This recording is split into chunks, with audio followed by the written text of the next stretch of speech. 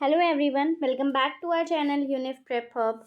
आज की वीडियो में मैं आपके लिए लेके आई हूँ इंग्लिश क्रैश कोर्स का पार्ट 2, जिसमें हम प्रेपोजिशंस के बारे में पढ़ रहे हैं। इससे पहले हमने प्रेपोजिशंस के बारे में उनकी डेफिनेशन जानी, उसके यूजेस जाने और उसका रिवीजन भी किया। बेसिक रिवीजन जो होता है ऑन इन एट वाला, जो कि बहुत आपने बचपन से ही करा होगा। अब हम एक एक पर्टिकुलर प्रेपोजिशन को लेके डिस्कशन करेंगे। और आगे चलने से पहले मैं आपको बता दूं कि अगर आपको हमारे इसके पीडीएफ चाहिए तो आप हमारे टेलीग्राम चैनल ज्वाइन कर सकते हैं, जिसका लिंक डिस्क्रिप्शन बॉक्स में है। साथ ही कोई भी क्वेरीज़ के लिए आप हमारा नंबर और या फिर हमारे इंस्टाग्राम हैंडल पे हमें मैसेज कर सकते हैं। हमारे नंबर पे आप हमें व्हाट्सएप कर सकते हैं। और साथ ही यूनिफ प्रेप हब ने ऑलरेडी अपने काफ़ी गाइडेंस प्रोग्राम लॉन्च किए हुए हैं। एक गाइडेंस प्रोग्राम है यूनिवर्सिटी के ऊपर, जिसमें हम आपको सभी कोर्सेज़ में, आप चाहे किसी भी कोर्स में हो, MA, BBA, BCom, हम आपको गाइड करेंगे फॉर योर एंट्रेंस प्रिपरेशन। इसमें हम आपको बताएंगे आपको कहाँ से पढ़ना है, कैसे पढ़ना है और कितना पढ़ना है। नेक्स्ट है school guidance programme. School guidance programme भी जामिया और AMU दोनों के लिए है। आप इसमें इसमें भी सेम ही प्रोसेस होगा। और साथ ही हमने BSc और B.Ed का भी गाइडेंस प्रोग्राम लॉन्च किया है। एक गाइडेंस प्रोग्राम और है, वो स्पेशली BA ऑनर्स के लिए है। BA ऑनर्स जामिया AMU दोनों के लिए है। इसमें BA ऑनर्स वालों को मिलेंगे कस्टमाइज्ड नोट्स हमारी तरफ से, पर्सनलाइज्ड नोट्स हैं वो, जो हमने आपके लिए बनाए हैं based on your entrance syllabus. Officially जो जामिया और AMU का एंट्रेंस सिलेबस है उस पर वो बेस्ड हैं। तो अगर आप ये चाहते हैं कि आपको ये गाइडेंस प्रोग्राम लेना है या आपको हमारे साथ ये कोई सा भी गाइडेंस प्रोग्राम से जुड़ना हो, तो आप हमें कांटेक्ट कीजिए। नंबर है 8851474902। मैं साथ ही ये नंबर डिस्क्रिप्शन में भी मेंशन कर दूँगी। इसके साथ साथ अब हम चलते हैं आगे। एक बात और बताना भूल गई, इसके साथ साथ हमारी करंट अफेयर्स सेशन भी जारी हैं, आप वहाँ पे भी चेक कर सकते हैं। और अगर आप हमारा चैनल चेक करेंगे तो वहाँ आपको लाइव सेशंस भी मिलेंगे, जो जामिया के और AMU के जो एंट्रेंस बेस्ड उस पर टॉपिक्स पर बात की गई है। इसमें रिविज़न कराया गया है, मॉक टेस्ट है, सब कुछ मिलेगा आपको। So do check our channel once. अब आगे बढ़ते हैं। प्रेपोजिशंस के बारे में हमने कल पढ़ा था कि उसकी डेफिनेशन क्या होती है और उसकी यूजेस क्या होते हैं। अब हम एक एक प्रेपोजिशन को अलग अलग पढ़ेंगे, क्योंकि एक ही प्रेपोजिशन बहुत सारी चीज़ों के लिए यूज़ होता है। जैसे कि एट और इन। पहला प्रेपोजिशन है हमारा एट और इन। ये कॉम्बिनेशन में है, क्योंकि ये कॉम्बिनेशन में ही यूज़ होते हैं। तो देखिए, at is used with the names of small towns and villages.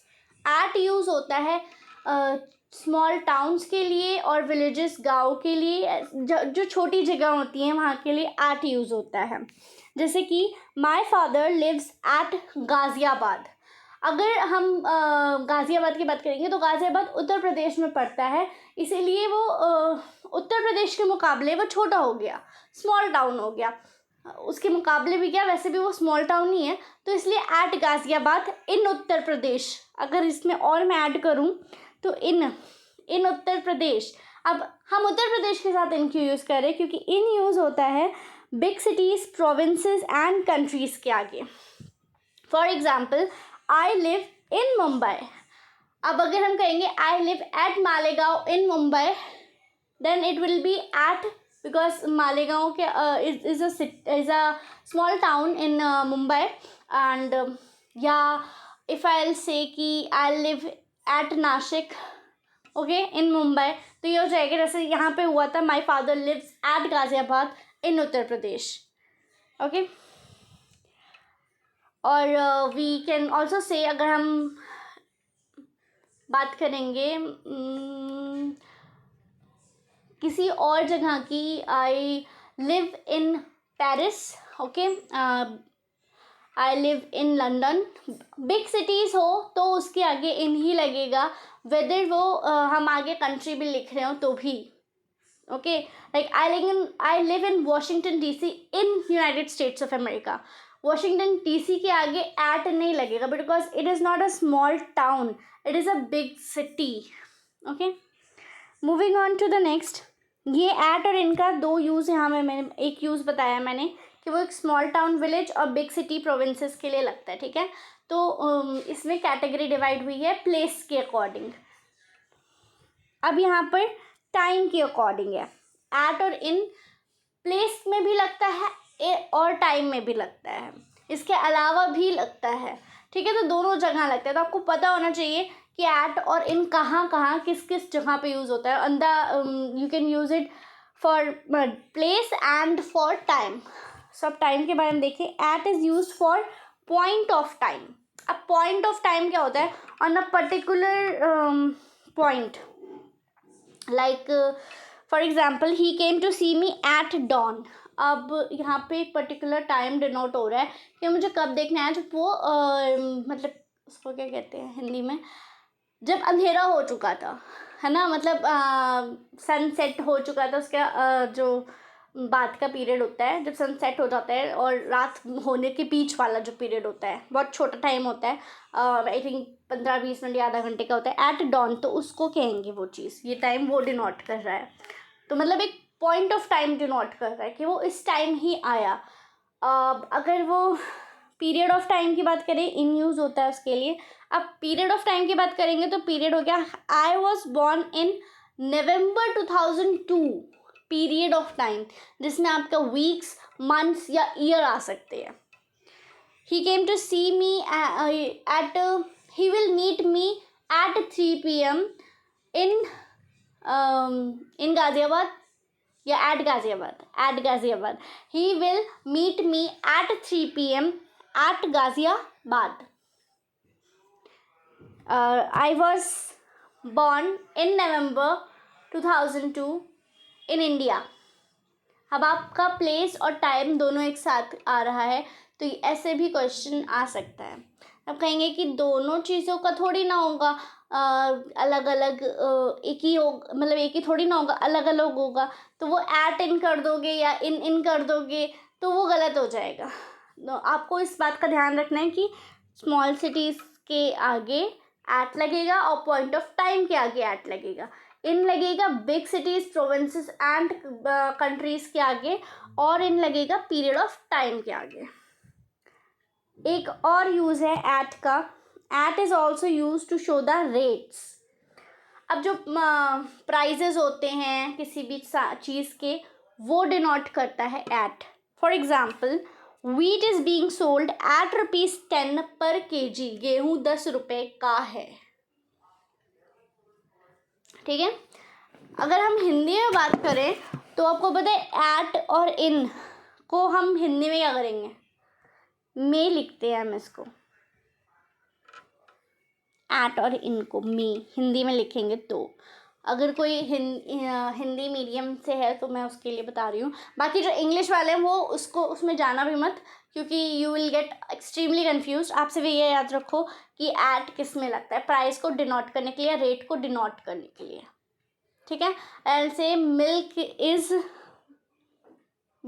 Is being sold eight ₹29 पर पैकेट और हाफ अ लीटर, ठीक है। और milk is being sold eight ₹60 पर लीटर, ठीक है। ये हो गए आपके एट और इनके यूजेस, ठीक है। तो 3 यूजेस हैं एट के और 2 यूजेस हैं इनके, ये आपको याद रखने होंगे। इसके अलावा आप कुछ और नहीं समझ सकते हैं। आगे बढ़ते हैं। अब आता है use of by and with. By and with को अगर मैं हिंदी में बताऊं तो वो होता है तक या के साथ। तक यानी कि ऐसे लिखते हैं, तक या के साथ, ये ओके, ऐसे ये होता है हिंदी में इसका मतलब। तो by is used after verb in the passive voice to express the doer और agent of the action. By passive voice में यूज होता है एक वर्ब के बाद, उसको डिनोट करता है कि कौन एक्शन कर रहा है या कौन एक्शन कर रही है। For example, the lion was killed by the Hunter. Lion मारा गया किसके द्वारा, या किसके द्वारा मारा गया? वो हंटर के द्वारा। The lion was killed by the Hunter. ठीक है। विद की देखिए, अब with is used with the instrument with which action is done. Okay, तो एक्शन जिस इंस्ट्रूमेंट से हो रहा है, अगर मैं यहाँ पे केवल पहला वाला जो एग्जाम्पल था, the lion was killed by the Hunter, अगर मैं इसमें इंस्ट्रूमेंट भी ऐड कर दूँ तो किससे मारा उसको, तो क्या हो जाएगा? इसका जवाब आप मुझे कमेंट सेक्शन में ज़रूर बताइएगा। अभी मैं आपको इसका एग्जाम्पल दे देती हूँ।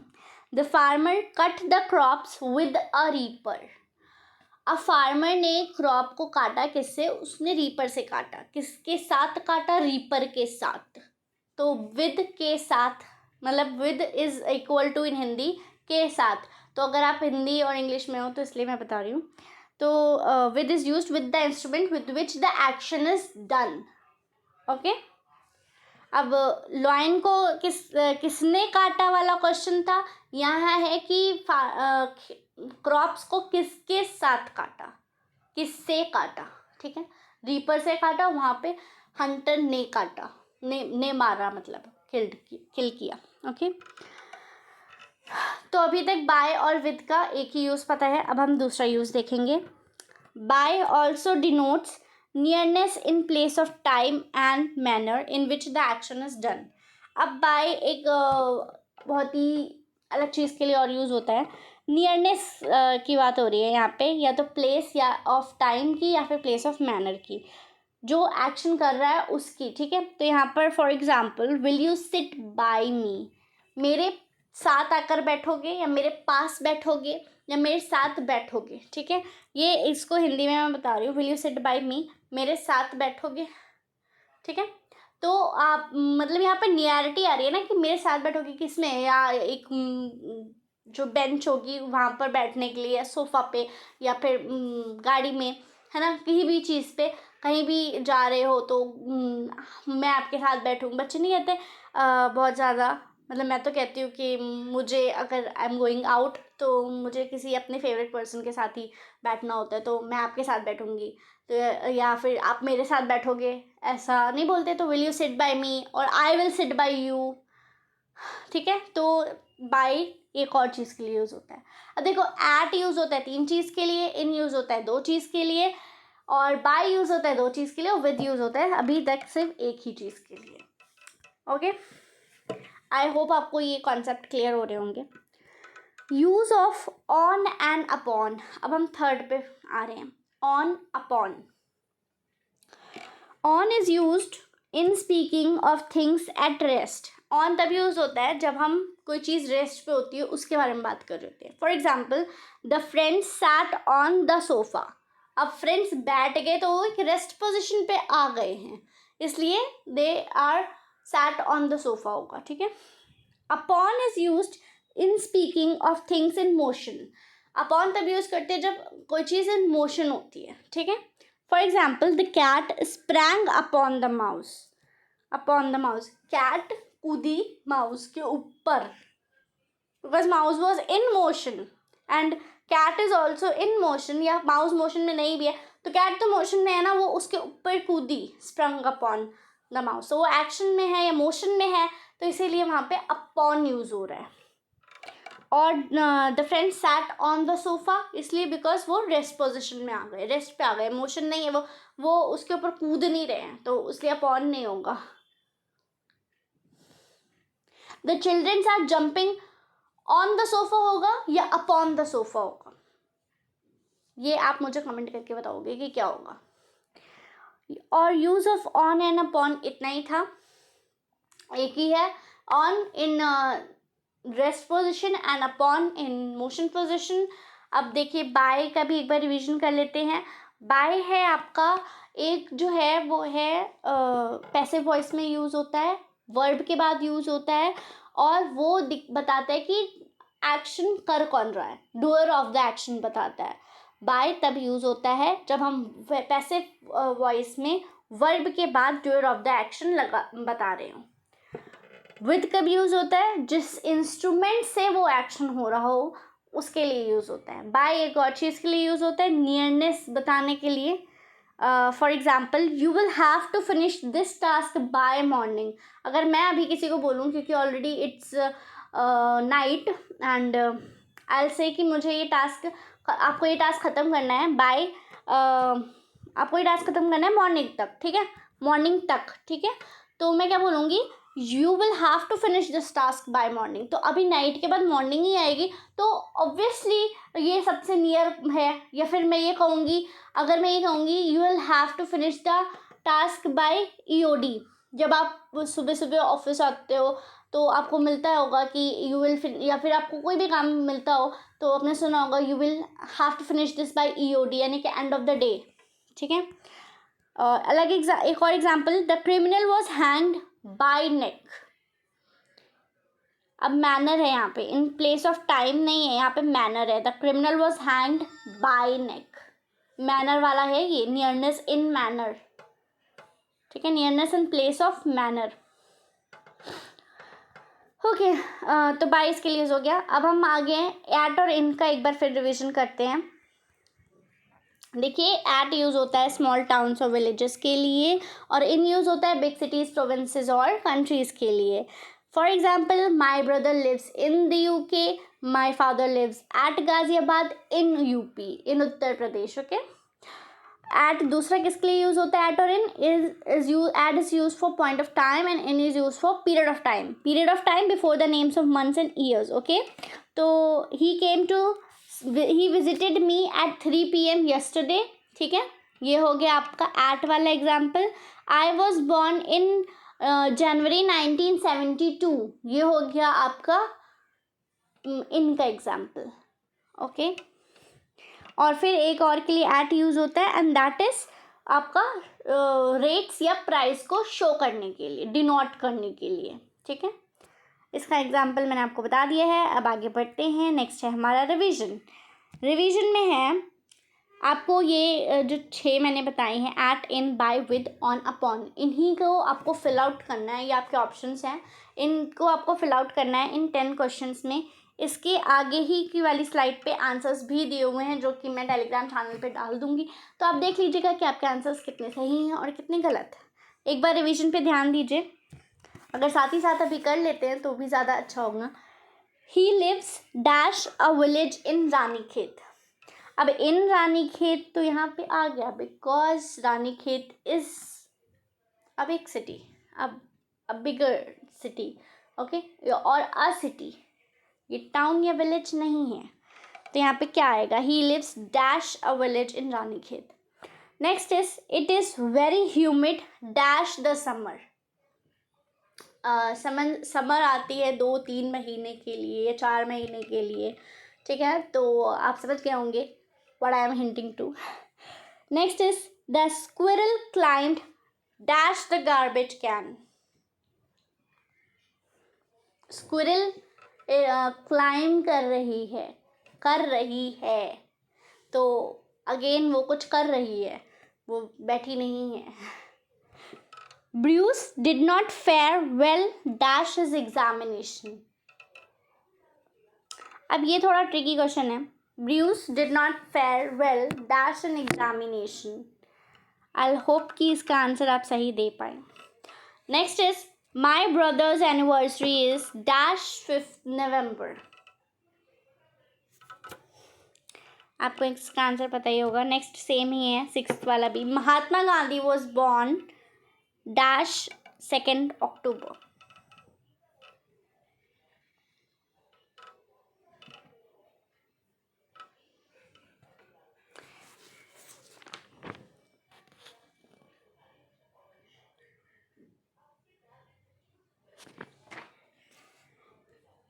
The soldiers, next है, the soldiers are dash war.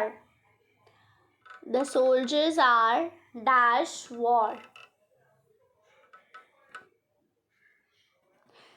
He lives dash Ahmedabad. He lives dash Ahmedabad. They go to university dash walk. वो यूनिवर्सिटी जाते हैं कैसे? Next is, dash Eskimo reside dash the igloo. Eskimo reside dash the igloo. तो I hope आपको ये session समझ आया होगा. That was it for the video. Thank you.